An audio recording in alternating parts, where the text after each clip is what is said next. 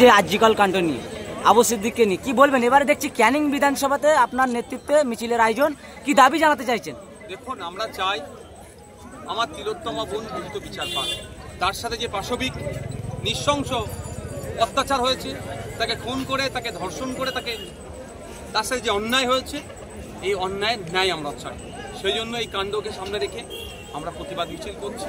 আপনারা জানেন বিভিন্ন রাজ্যে বাংলা শ্রমিকদের উপরে যে অত্যাচার হচ্ছে, কোনো জায়গায় খুন করা হচ্ছে, কোনো জায়গায় শারীরিক অত্যাচার হচ্ছে, সমস্ত ধরনের অন্যায় অবসান হোক, সেই মর্মে আমরা আজকে প্রতিবাদ মিছিল করছি। আমাদের এক সক্রিয় কর্মী আবু সিদ্দিক হালদারকে কিছুদিন পূর্বে ভোলা থানায় পুলিশ কাস্টডিতে এমন শারীরিক অত্যাচার করেছে, জামিনের কয়েকদিনের মধ্যেই সে মারা গিয়েছে।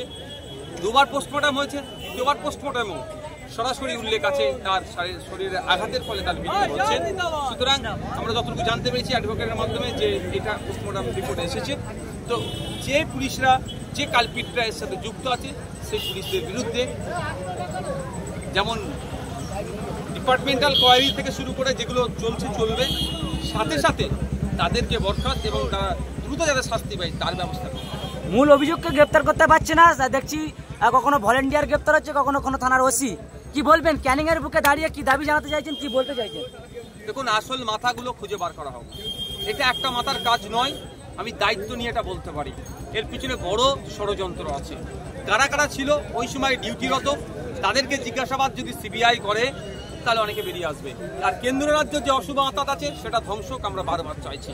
যে সিসিটিভি মনিটরিং করতো ওই দিনকে, তাকে জিজ্ঞাসাবাদ করলে অনেক কিছু বেরিয়ে আসবে। এতগুলো বিষয় থাকছে, নাহলে আপনারা বলুন না, এত তড়িঘড়ি তিলোত্তমাকে দাহ করতে হলো কেন? তড়িঘড়ি ওই বাথরুমটা সেমিনার রুমের সংলগ্ন জায়গাতে সেটা ভেঙে দেওয়া হলো কেন? তড়িঘড়ি এইগুলোকে করা হলো মানেই বোঝা যাচ্ছে এর মধ্যে শাসক কোনো না কোনোভাবে জড়িয়ে আছে।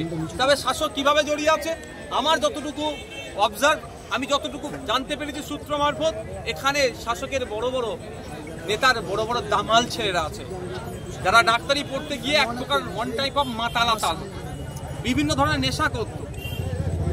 ওটির মধ্যে যারা মচ্ছব করতো, তাদের চক্ষুশুল হয়ে উঠেছিল তিলোত্তমা এগুলোর প্রতিবাদ করত।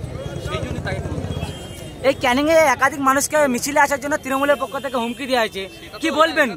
সে তৃণমূলরাই যে চাচ্ছেন যে ন্যায় বিচারক। এটা নতুন কোনো ব্যাপার নয়, তৃণমূলের একটা কালচারে পরিণত হয়েছে। যে তৃণমূল চাইছে দ্রুত বিচার হোক, সেই তৃণমূলের মানে যে থেকে জিতে সরকার আবার কোর্টকে বলছে একটু ডেট পিছিয়ে দেওয়া হোক।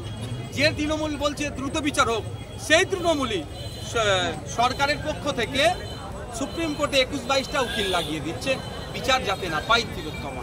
সন্দীপ ঘোষের মোবাইলের SMS এর নজর সিবিআই এর, কি বলবেন? সিবিআই যদি সঠিকভাবে তদন্ত করে, দুবাই থেকে হয়তো তিলোত্তমার খুনিদেরকেও হয়তো পুলিশ নিয়ে আসবে বা সিবিআই ধরে নিয়ে আসতে পারে।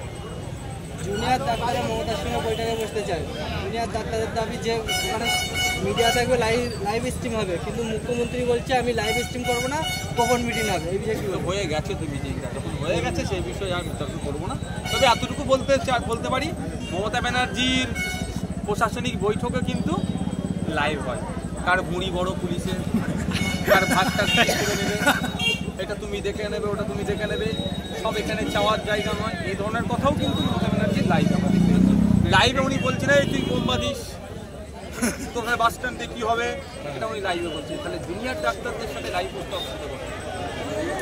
শওকত মোল্লা ভাঙড়ের দায়িত্ব পায়, এটা এই জায়গাটা হচ্ছে পরেশ রাম দাস সাহেবের, হ্যাঁ পরেশদার এলাকা, কোন নাম দিয়ে এখানে হাইলাইট করছে।